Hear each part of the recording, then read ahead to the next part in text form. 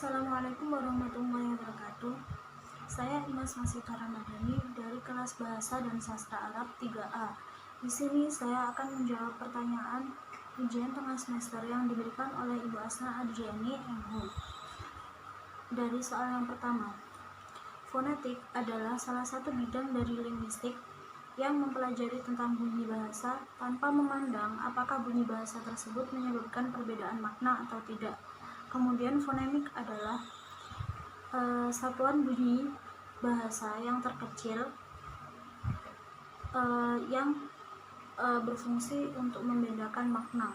Contohnya adalah LABU pada kata labu dan RABU pada kata rabu. Menyebabkan perbedaan makna hanya karena perbedaan bunyi bahasa pada awal kata tersebut.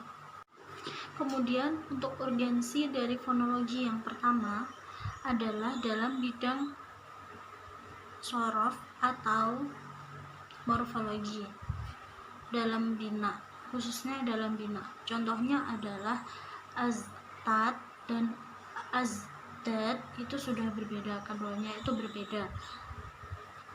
Kemudian yang kedua adalah dalam bidang nahwiyah atau sintaksis. Contohnya adalah dalam kalimat al-ustadzu la yahdur hadzal yaum. Itu ketika kita mempelajari fonologi, maka kita akan mengetahui maksud dari kalimat tersebut itu apakah sebagai kalimat tanya atau kalimat berita, karena tergantung pada intonasi dari orang yang mengatakannya tersebut. Kemudian urgensi fonologi yang ketiga adalah dalam bidang semantik atau makna kata. Contohnya adalah dalam kalimat mudirul madrasatil jadidah. Itu ketika kita sudah belajar fonologi, maka kita akan mengetahui maksud dari kalimat tersebut yang baru itu apakah sekolahnya atau kepala sekolahnya, seperti itu. Kemudian untuk yang nomor 2 yaitu sejarah fonologi dan secara umum dan dalam hazanah linguistik Arab. Seperti yang kita ketahui, ilmu bunyi sudah ada sejak berabad-abad yang lalu. Pertama kali muncul di India, Romawi, Yunani, dan juga Arab. Kemudian istilah fonetik pertama kali digunakan oleh Gézoga yang merupakan ilmuwan asal Perancis dalam penelitiannya tentang biografi atau huruf yang digunakan orang Mesir kuno dalam menuliskan bahasa mereka. Penelitian tersebut dilaksanakan pada tahun 1797 Masehi. Kemudian pada tahun 1841 Ergilatan menggunakan istilah ilmu bunyi sebagai salah satu cabang dalam fisika yang dikhususkan berkenaan tentang bunyi, yaitu fonetik akustik. Kemudian masuknya ilmu bunyi dari India ke dunia barat berawal dari Max Muller yang menerjemahkan buku Rispeda Pratistayi yang dituliskan dalam bahasa Sanskerta pada tahun 1856.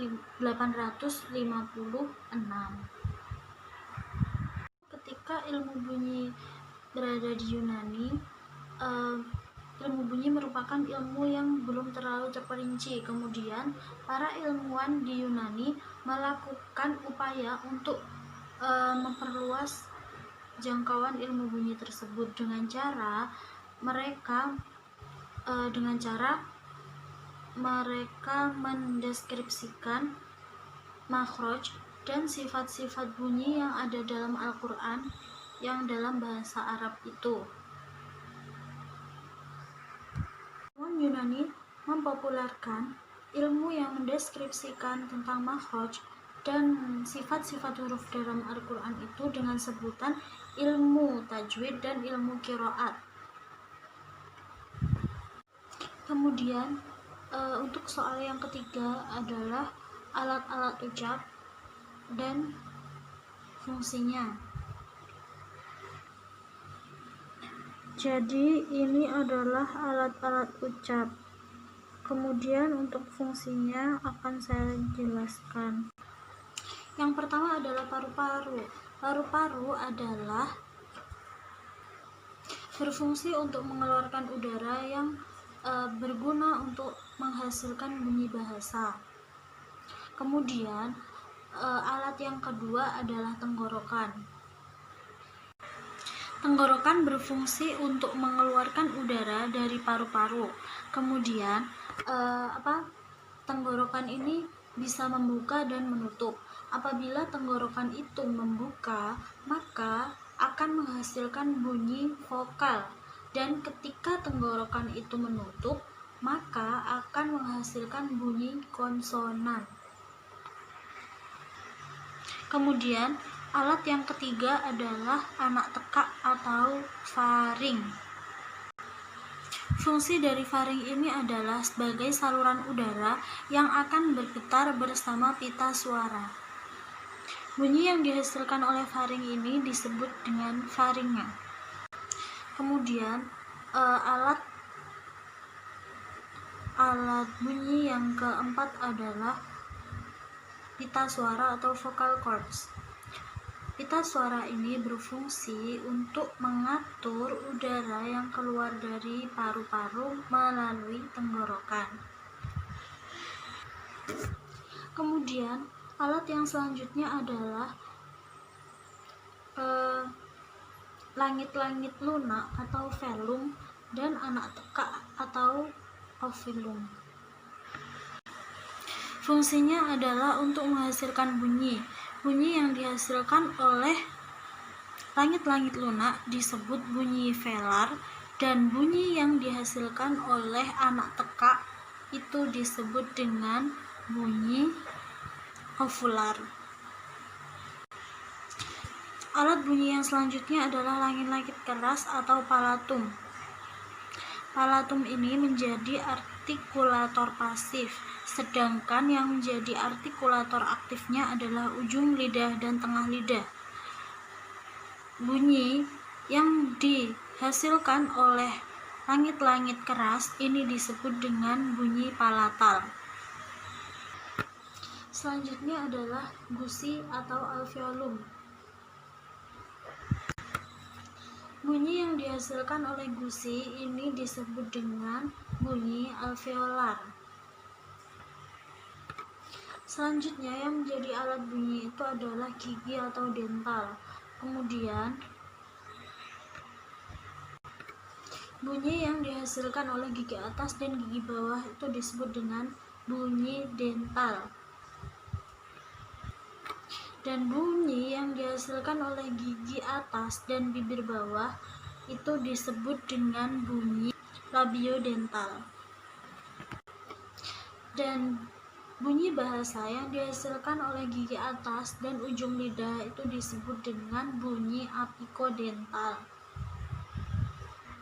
Selanjutnya yang termasuk dalam alat bunyi itu adalah bibir atau labium. Nah, bibir atas berfungsi sebagai artikulator pasif dan bibir bawah berfungsi sebagai artikulator aktif.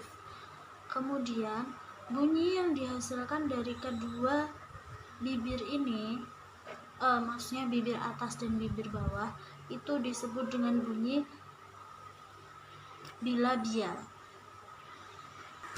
Alat bunyi yang selanjutnya adalah lidah. Lidah ini dibagi menjadi 5 bagian, yaitu akar lidah, pangkal lidah, daun lidah, tengah lidah, dan ujung lidah. Kemudian bunyi yang dihasilkan di akar lidah dengan tenggorokan itu disebut dengan bunyi radikofaringal. dan bunyi yang dihasilkan oleh langit lunak dan pangkal lidah disebut dengan bunyi dorsavelar. Kemudian tengah lidah dan langit-langit keras akan menghasilkan bunyi mediopalatal. Kemudian ujung lidah dan langit keras akan menghasilkan bunyi yang bernama apikopalatal. Kemudian ujung lidah dan gusi akan menghasilkan bunyi yang bernama apikoalveolar. Dan yang terakhir adalah apabila ujung lidah dengan gigi akan menghasilkan bunyi yang disebut apikodental. Kemudian untuk soal yang nomor 4 tentang bunyi vokal dan konsonan. Jadi, bunyi vokal adalah bunyi bahasa yang arus udaranya tidak mengalami rintangan. Nah, biasanya ini menghasilkan huruf-huruf vokal, yaitu A, I, U, E, O. Kemudian bunyi konsonan itu adalah bunyi bahasa yang dihasilkan dengan cara menghambat arus udara pada sebagian alat ucap. Nah, ini biasanya yang dihasilkan adalah huruf-huruf konsonan, yaitu huruf selain A, I, U, E, O. Misalnya B, C, D, F, dan lain sebagainya, seperti itu. Kemudian untuk yang soal nomor 5 mengenai transkripsi grafemis dan transkripsi fonetis. Transkripsi grafemis adalah penulisan pengubahan menurut huruf atau ejaan bahasa yang sesuai dengan tujuannya, yang menjadi tujuannya. Contohnya biasanya dalam transkripsi grafemis ini, contohnya misal masuk itu biasanya dituliskan dengan ada tanda 2 sudut, kemudian di tengahnya itu ada huruf M, A, S, U, K, kemudian ada tutup sudut. Nah, seperti itu. Untuk transkripsi fonetis itu adalah transkripsi yang berusaha untuk menggambarkan semua bunyi secara teliti. Biasanya dalam penulisannya itu diberi dua sisi kurung tegak, siku tegak. Nah, contohnya itu adalah misal tokoh. Kemudian dalam transkripsi fonetis ini dituliskan dengan buka siku kurung tegak, kemudian to plus koh tutup siku kurung tegak. Nah, seperti itu. Demikian jawaban dari saya. Terima kasih. Wassalamualaikum warahmatullahi wabarakatuh.